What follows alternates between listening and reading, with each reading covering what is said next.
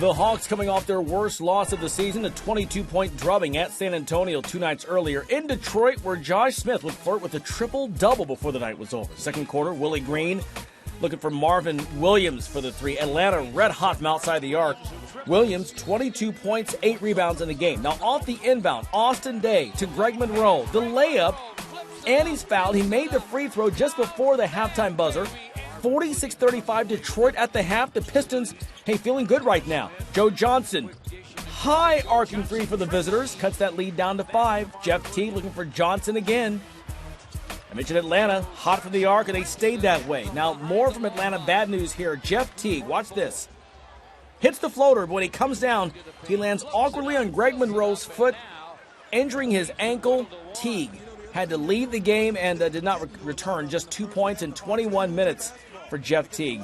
Detroit's up by 1 at this point. We go to the fourth quarter now. Can the Hawks get it done without their point guard? Off the miss here by Walker Russell.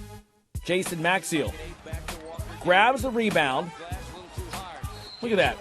In amongst 3 defenders. How do you guys let him get the ball? Come on. He made the free throw. 19 points for Maxiell off the bench on 8 for 14 shooting. Rodney Stuckey then the jumper.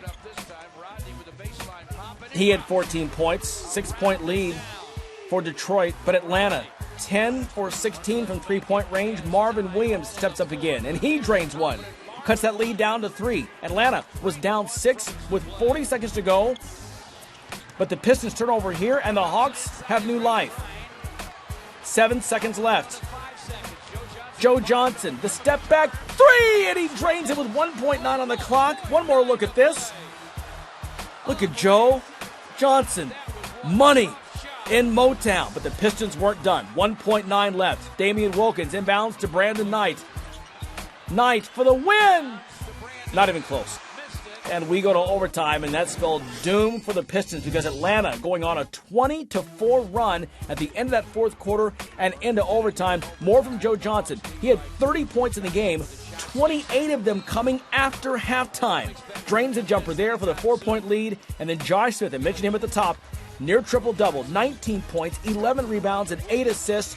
Three-pointer here, 107-101. Joe Johnson, by the way, surpassing the 14,000 career point plateau in this game. Detroit gets the loss, but the Pistons, for the first time this season, top the century mark.